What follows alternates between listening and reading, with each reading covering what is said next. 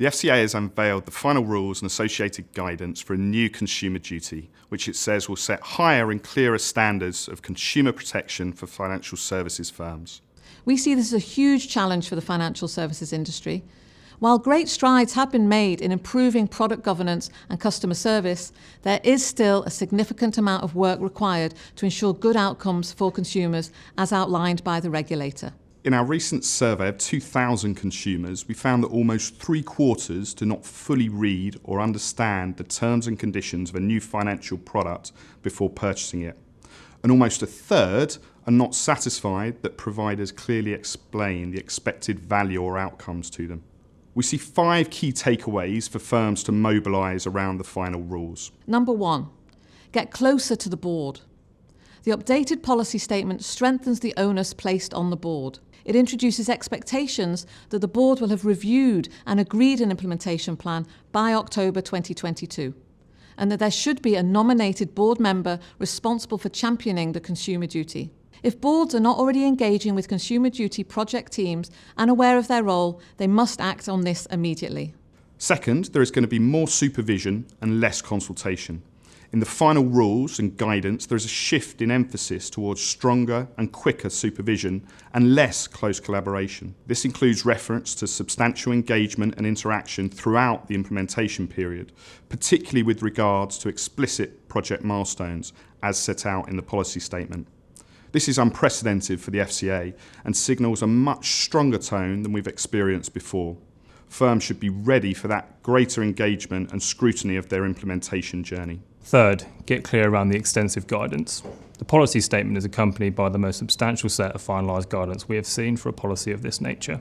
This may be in response to the significant amount of feedback on the consultation relating to ambiguous or subjective topics such as reasonableness, foreseeable harm, responsibilities in the distribution chain, applicability and scope. Whilst the guidance isn't prescriptive in nature, it does go a long way to providing firms with the clarity required to make their own interpretations and then to incorporate these into a set of design principles. Fourth, understand applicability to legacy products. The policy statement reaffirms that the consumer duty applies on a forward-looking basis and also to legacy products. The enhanced requirements do not apply on a retrospective basis. This is consistent with the consultation paper and therefore does not help firms who are concerned about the feasibility of applying such an approach in practice. The policy statement has, however, clarified that firms who have purchased books of business from other firms will be considered manufacturers under their definition, even though they did not originally manufacture the product. Firms should use this additional clarity to assess the applicability of the duty to their end-to-end distribution chain and legacy products. Finally, the most obvious change in the policy statement is the revised timeline. Firms now have an additional 3 months until July 2023 to implement the rules for products open to new business and renewals. They have a further 15 months until July 2024 for legacy products. This is a positive outcome for firms, and the FCA have helpfully provided explicit expectations for milestones within the implementation period. This should ensure that firms use this additional time to deliver their programmes and do not delay activity. These new timescales should be factored into the planning activity to be approved by the board in October.